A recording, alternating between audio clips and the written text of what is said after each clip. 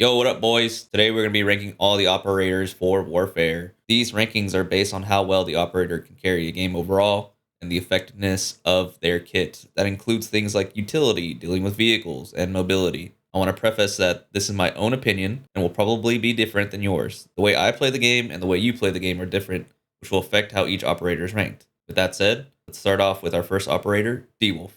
Starting off with D-Wolf, he gets his ultimate exoskeleton, triple blasters, tack smoke, and tack slide. The exoskeleton is very useful when you're going into an objective. I like to pop it right before I get in. It gives you an increased sprint speed, and when you kill an enemy, you restore your HP immediately, and it also extends the duration of his ultimate.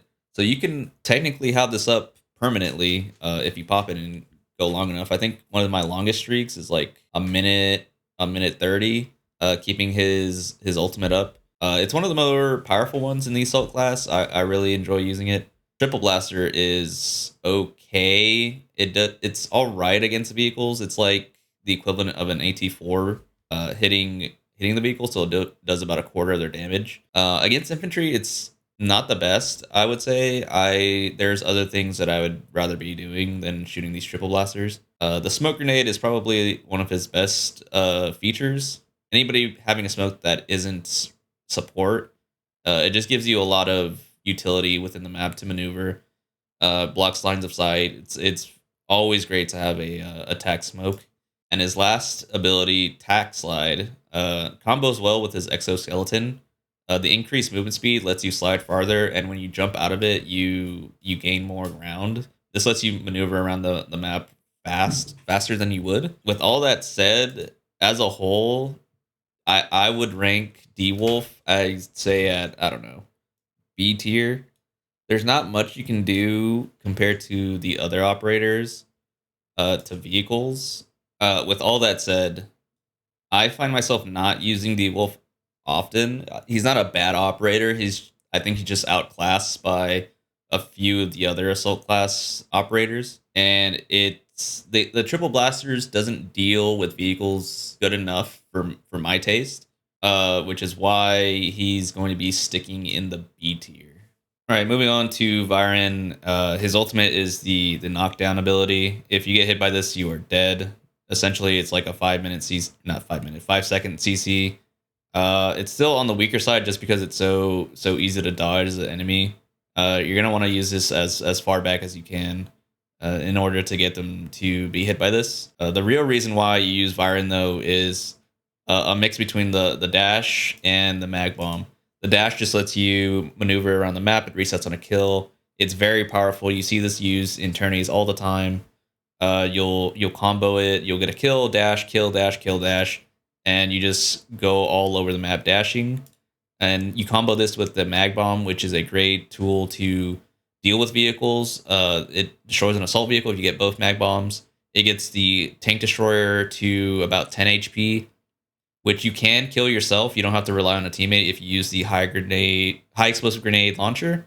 The LAV and the tanks don't get one shot by 2 mag bombs and the high explosive. You're going to rely on your teammates to help finish you off, but if they are damaged, you will kill them, which makes mag bombs one of the most powerful anti-tank resources in the game.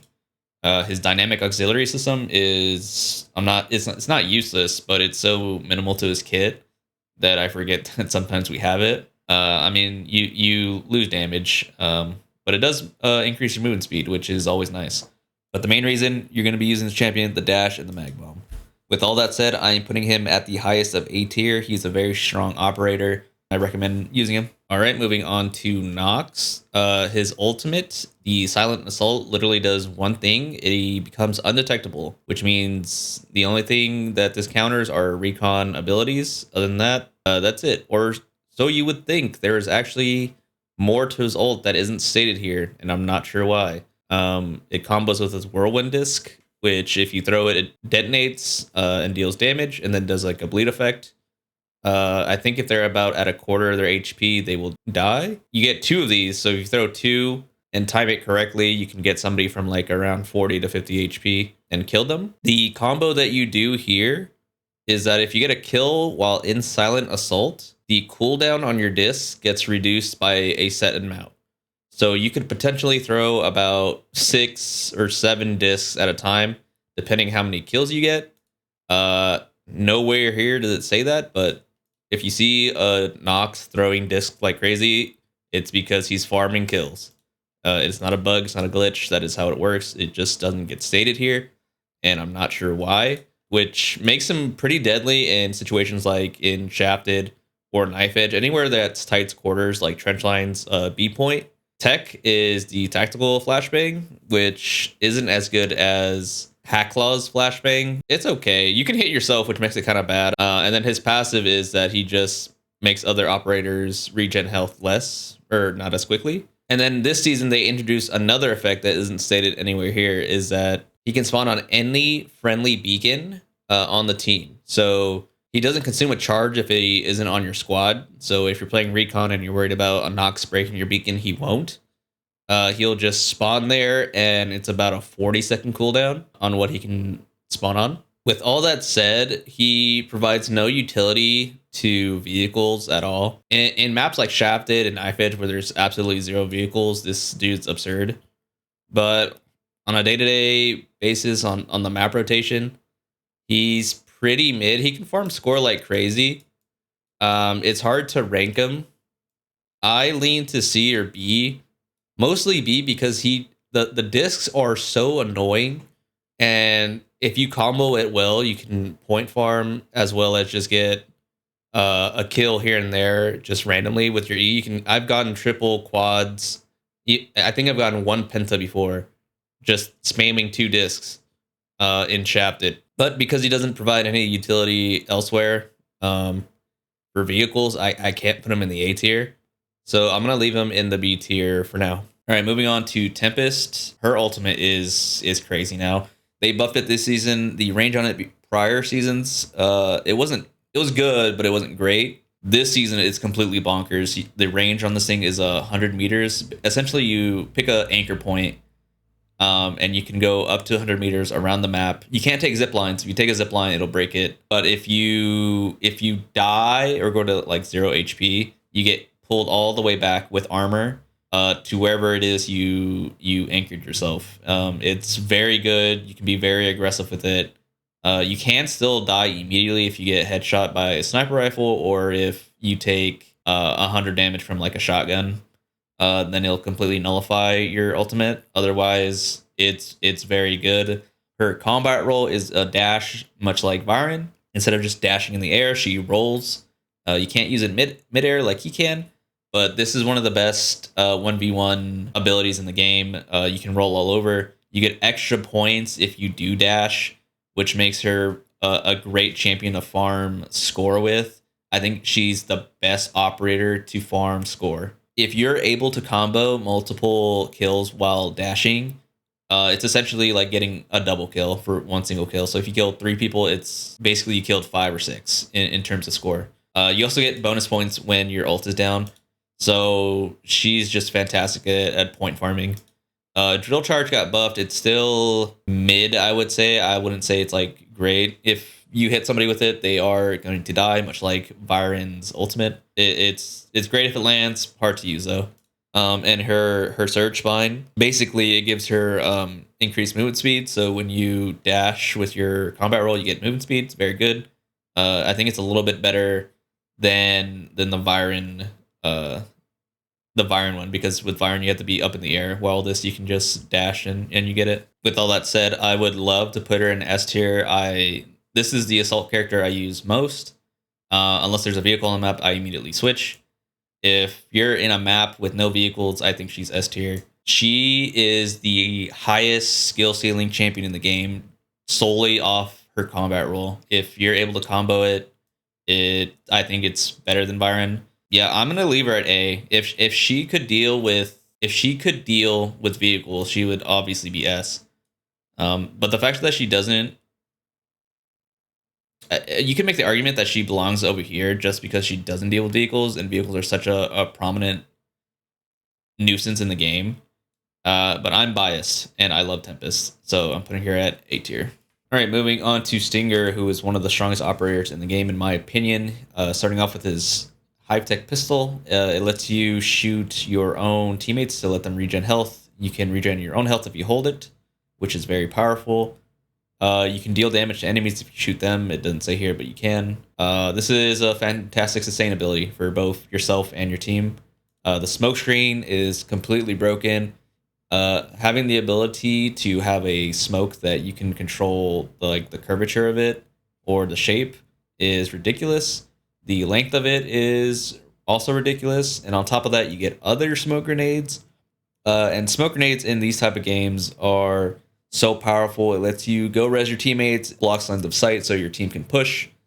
This is a fantastic, not only a support operator, but if you need to play a little bit selfishly, which you sometimes do at times, you can be very, very aggressive. And his passive, his expert rescue, it removes any debuff that they had, and it restores them to full HP, which makes him, in my opinion, the best support in the game. All these abilities are just fucking S tier, and his toolkit is just one of the strongest in the games. You can point farm, you can kill farm, you can res bot. He can do practically everything. He gets access to all the SMGs. He gets access to some good rifles. He gets all the shotguns. I mean, Stinger is one of the best operators you can be using in this game.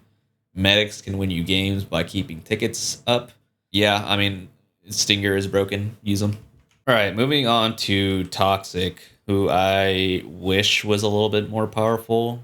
We'll start with her Dragonfly. She basically releases a wall of flies that will temporarily reduce the max HP of any enemy operator that it hits. If it hits a friendly operator, they get the Adreno boost buff. They do get caught in a CC animation, but if they're just aiming down sight, it doesn't affect them. It's okay. Like, it's pretty situational. You can make a strong push. You have to coordinate with your team. Toxik, as an operator, relies so heavily on your team being good and not just straight dog water that it's tough for her to shine. If you're in a call with your buddies or with your squad, you can probably combo this along with the Adreno boost, which gives you faster movement speed, higher handling, and reduces hit flinch, by the way, which is a very strong buff. It's just so team reliant that it's hard to make work. Her blinding gas got buffed. It's very good now. It's probably a better smoke than Stinger. Her swift healing just lets you give a boost to your teammates' recovery, which is pretty mid in my opinion. I would love for Toxik to be... I would love to be here and just tell you it's A tier, but in reality, I don't think she's worth running over Stinger, and I think I would rather run other operators over her. And because like I keep saying, it's so team reliant that I don't personally want to be running her. Like, her buffs are insane, but it just doesn't work well if your team is shit. And I don't want to have to rely on my teammates. I'd rather take matters into my own hands and play aggressively. All right, moving to engineers, we're going to start with Shepard. Shepard gets the sonic paralysis, which lets you deploy a device that slows enemy fire rate and their movement speed. There's two ways to do it. You can just press it and it goes forward and pulses once. If you hold it, it'll stay wherever it is you place it at and do 4 suppressions. Pretty situational, hard to use, hard to master. He gets traps, which are very good for indoor confrontations in Shafted Knife Edge. This is where the operator's going to shine. He gets a frag, which has a low cooldown. I think it's like 2 seconds, 2.5, something like that. And he gets a sonic defense, which is just less damage from explosions. Overall, he is an okay champion. I would not. I don't think I ever run Shepard anymore. I did back when I first started playing, but there's just other things I'd rather be doing than placing these traps. I'd rather be playing Assault in Shafted or Knife Edge. I'd rather play Stinger in those situations. And in maps that have heavy vehicles, Uluru just outshines him. He's more for operations than he is for warfare. That said, if you do get hit by some of these traps, it is pretty annoying. But there's so few that are run. I barely see Shepard, to be honest. And with all that said, I'm gonna put him at B tier because there is some utility in taking less damage from explosions. You can tank a shot from pretty much every vehicle, leading to you getting off that last AT4 shot. You can farm in these close quarter type areas, but other than that, there's no way I can put him in A. Yeah, I think Shepard is a B tier champion. All right, moving on to Uluru, who is the best operator at dealing with vehicle destructions. You could literally take away his quick set cover, his incinerary, and his passive, and just keep the loitering, and he would still be an S tier champion. That is how good his ultimate is. This guided missile is what sets him apart from every other engineer. You'll find situations where a tank is at 1 HP and fleeing into his base. You don't have line of sight, and you just pop your loitering, speed boost, and hit him. I mean, it's the most powerful ability in the game, in my opinion. And that's not to say that his other abilities are useless. Well, Battle Harden is pretty useless. I'm not gonna lie. His quick set cover just gives you cover anywhere on the map, which is quite nice. It soaks up a bunch of damage and hard to break. His Incinerary got buffed. I think it just got debuffed. Not debuffed, but nerfed this last season. Pretty good to contain in a little area, a choke point. And it's quite annoying to deal with, honestly. And Battle Harden just literally the only effect it has is you gain resistance to slows, which only one champion in this game has a slow, and it's Shepard. Regardless, you're using this champion for loitering. It is the best engineer in the game. You should always be running Uluru in any map that has vehicles, which is why he is S tier. Vehicles in this game are broken. They are annoying, and he is the best at dealing with them. All right, moving on to Sineva. I don't want to spend too much time on him. He gets an EOD set, which is just the riot shield ability. People can shoot you in the face, so be wary of that. If you get hit by literally any CC, it is super easy to kill you, even behind the shield. You get a grapple gun if you want to grapple somebody and pull them towards you. His razor is just kind of useless. People can just shoot it and destroy it. And when he doesn't have a shield activated, it's just on his back. Sineva is a meme. He is a pretty bad champion. I don't want to harp too long on it, so I'm just going to give him the quick F. I'm not sure what you can do to make him even more viable. It's pretty useless. Maybe give him like a handgun while he's in his EOD set. Otherwise, I would completely avoid using him. All right, moving on to Recon. We're going to start off with the most broken operator in the game, Luna. She is also my main. She keeps getting buffed for unknown reasons. My theory is that nobody actually runs her if they're good. Most people who run her are just snipers in the back, tanking the score per minute and kills per minute for Luna as itself. So they see that and they say, hey, we got to buff Luna because her KD and score per minute sucks. If you put it in the hands of somebody that is good and knows what they're doing, she is completely broken. She gets the ultimate detection arrow, which just gives your team wall hack. She shoots it and they appear. Ridiculous. It does it twice. The second time, if they are moving, they get tagged, so they basically have to stand still, or they just get wall hacked, and the entirety of your team can see it. The Volt arrow does a lot of damage. You can like hold a choke point with just a Luna arrow. It's disgusting. Her frag is quite nice. It has a long cook time, so you can throw it farther than a Shepard. And then the enemy analysis is also just ridiculous. If they are damaged by Luna with any of these abilities, the arrow or the nade or your bullets, they will be marked with walls. Your whole team can see them, even behind smoke. Sometimes it doesn't work. I'm not sure why. I think it's just spaghetti code. But, I mean, Luna as a whole is ridiculous. She desperately needs a nerf. And this is coming from somebody who literally mains her, and they haven't in the entirety of the game. With all that said, I mean, everybody knows it's broken. She's S tier. She gets a beacon because she's Recon. She has good guns. I wouldn't say great guns. I said good, decent. Yeah, I mean, she is just freaking broken. She can stop healing of a vehicle at the resupply station too with her Volt arrow, if you guys did not know that. She is ridiculous. All right, moving on to Hackclaw, who is also a very powerful operator. Her ultimate is a signal decoder, which just gives you lines straight to an enemy that's within range. You can combo it with the flash. If you have your ult up, you flash, and it'll follow a line straight to them and blind them. Her flash is the best flash in the game. It's very strong for turning and challenging a corner. Her data knife is very strong. It's basically hit scan. They buffed it this season to where if you get a kill, you get a data knife back. It doesn't have to be with the data knife itself. You can get a weapon kill. And the data knife can also hack enemy vehicles, making them not able to use any of their abilities, such as ADS. You can actually data knife a vehicle that already has ADS. You just have to take it outside the ADS range, but within the data knife range, meaning you can shoot a vehicle even though they have active defense up, making her incredibly strong at taking down vehicles. You just have to tell your squad mates, hey, I'm throwing a data knife, hacked, and then they just shoot them. She gets silent step, which is more, I think, for operations, and in Warfare, I don't find myself crouching at all or walking. I'm usually just holding W. On a whole, she's very good at 1v1s. She helps with vehicles. The data knife itself is probably the most consistent way at...